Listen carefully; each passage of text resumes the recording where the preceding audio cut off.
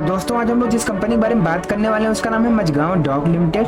ये दोस्तों ship building की एक कंपनी है और आप देख पा रहे हैं इसका चार्ट कि इन दिनों इसमें कितनी भयंकर तेजी आ रही है और इन दिनों इसमें वॉल्यूम भी काफी तेजी से बढ़ता चला जा रहा है। तो अगर हम इसके चार्ट को देखेंगे तो अपने आईपीओ के बाद इस कंपनी ने बहुत ही शानदार रिटर्न दिए हैं और ये तेजी अभी भी बरकरार है और इसी के साथ इसने आज इंट्राडे में 20% का अपर सर्किट भी लगाया है। तो दोस्तों इसके चार्ट की विस्तृत एनालिसिस करने से पहले एक बार हम इसकी फंडामेंटल एनालिसिस देख लेते हैं। तो कंपनी का पूरा नाम है Mazagon dock ship builders limited. 5,586 रुपए इसका मार्केट प्राइस है और इंट्राडे में 20% का अपर सर्किट दिया है। मार्केट कैप 1,12,613 करोड़ का है। स्टॉक का पी जो है वो 58 का है। आरओसी बहुत ही शानदार है 44% एंड आरओई की वैल्यू भी काफी बढ़िया है 35.2% का। पिछले एक साल के हाई लो की बात करें तो 1280 का लो था और 5,624 का इसने हाई लगाया है। आपको दोस्तों इस कंपनी के बारे में बता दूं तो मझगांव डॉक जो है मुंबई में स्टैब्लिश्ड है। सन 1774 में इस कंपनी की स्थापना हुई थी और ये इंडिया का एक विख्यात शिपयार्ड है।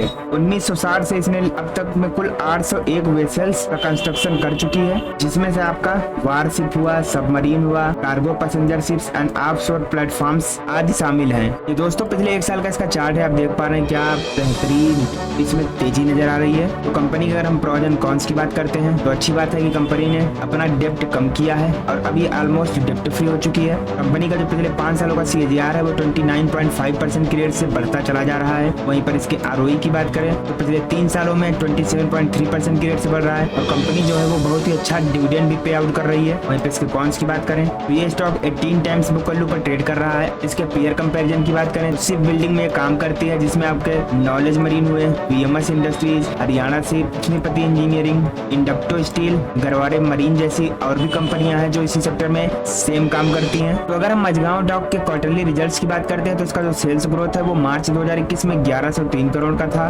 मार्च 2022 में 1396 करोड़, मार्च 2023 में 2079 करोड़ और मार्च 2024 में 3104 करोड़ का रहा। वहीं पर नेट प्रॉफिट की बात करें तो जहां मार्च 2021 में 259 करोड़ का प्रॉफिट था, मार्च 2022 में 159 करोड़, मार्च 2023 में 326 करोड़ और मार्च 2024 में 663 करोड़ का रहा। साथ ही अगर हम इसके लॉन्ग टर्म प्रॉफिट लॉस की बात करें तो इसका जो सेल्स ग्रोथ है वो मार्च 2015 में 3,605 करोड़ का था, मार्च 2019 में 4,614 करोड़, मार्च 2022 में 5,733 करोड़ और मार्च 2024 में 9,467 करोड़ का रहा। नेट प्रॉफिट की बात करें तो मार्च 2015 में 516 करोड़ का प्रॉफिट था, मार्च 2019 में 532 करोड़, मार्च 2022 में 611 करोड़ और मार्च 2024 में 1,937 करोड़। यानी कि देखा जाए तो चाहे इसका नेट प्रॉफिट हो चाहे आपका सेल्स ग्रोथ हो, दोनों में ही इसमें अच्छी तेजी नजर आ रही है। तो अगर हम इसके स्टॉक के CAGR की बात करें तो अपने IPO की लिस्टिंग के बाद से पिछले 3 सालों में इसने 179% की रेट से और पिछले 1 साल में 329% का बहुत ही शानदार रिटर्न दिया है। यानी कि कंपनी ने स्टॉक मार्केट में अपने इन्वेस्टरों को माला माल कर दिया है। तो अगर हम इसके बोरोइंग्स की बात करते हैं तो मार्च 2015 में 83 करोड़, मार्च 2021 में 30 करोड़ और मार्च 2024 में सिर्फ और सिर्फ 1 करोड़ का लोन बचा है। यानी कि कंपनी ऑलमोस्ट डेप्ट फ्री हो चुकी है। वहीं पर टोटल एसेट की बात करें तो जहां मार्च 2015 में 31,233 करोड़ का एसेट था, मार्च 2021 में 25,140 करोड़ और मार्च 2024 में 29,449 करोड़ का एसेट है, जिसकी तुलना में अगर हम लोन की बात करते हैं तो एकदम न के बराबर है। तो अगर हम कंपनी के शेयर होल्डिंग पैटर्न की बात करें तो प्रमोटर्स की हिस्सेदारी जहां जून 2021 में 84.83% थी, मार्च 2024 में भी 84.83% है। यानी कि प्रमोटर्स ने अपनी हिस्सेदारी में कोई फेरबदल नहीं करी है। FIIs की बात करें तो 0.67% से बढ़कर 2.38% हो गए हैं। DIIs की होल्डिंग 0.47% से बढ़कर 0.66% एंड पब्लिक की होल्डिंग 14.04% से घटकर 12% आ गई है। तो दोस्तों अगर हम मझगांव डॉक की फोरेंसिक एनालिसिस करते हैं तो इसमें आपको 8 पॉजिटिव संकेत, 2 न्यूट्रल और 6 नेगेटिव संकेत देखने को मिल जाएंगे। जैसे कि अगर हम इसके डिप्रिसिएशन इफेक्ट की बात करें तो इनका प्रॉफिट लगातार बढ़ा ही है। कंपनी के प्रमोटर्स ने कोई भी शेयर प्लेस नहीं किया है। अदर इनकम इनकी काफी अच्छी आ रही है, रेवेन्यू भी लगातार बढ़ता चला जा रहा है। प्रमोटर्स की जो होल्डिंग है वो पिछले 90 दिनों में इन्होंने अपना शेयर बेचा नहीं है।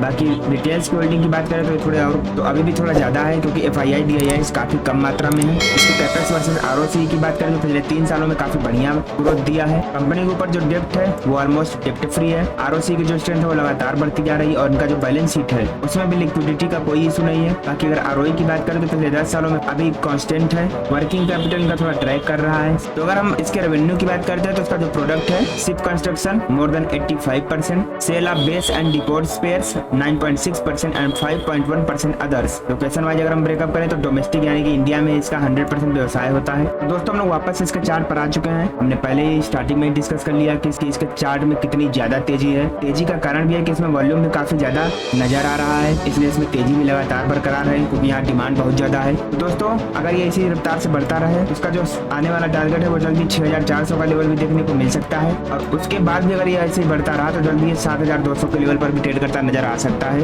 दोस्तों कंपनी काफी ज्यादा मोमेंटम में है, तो अगर आप इसमें इन्वेस्टमेंट करके बैठे हैं, तो अगर आपके पास इसमें इन्वेस्टमेंट है, अगर पहले से इसे ले रखा है तो आप बने रहिए। लेकिन आप अगर यहाँ पर नई खरीदारी करना चाहते हैं तो उसमें मेरी कोई राय नहीं है। इसे परखिए, जांचिए, देखिए, उसके बाद अगर आपको लगे तो आप बाई कर सकते हैं। अभी अगर वीडियो पसंद आई हो तो कमेंट में जय श्री राम लिखना मत भूलिएगा।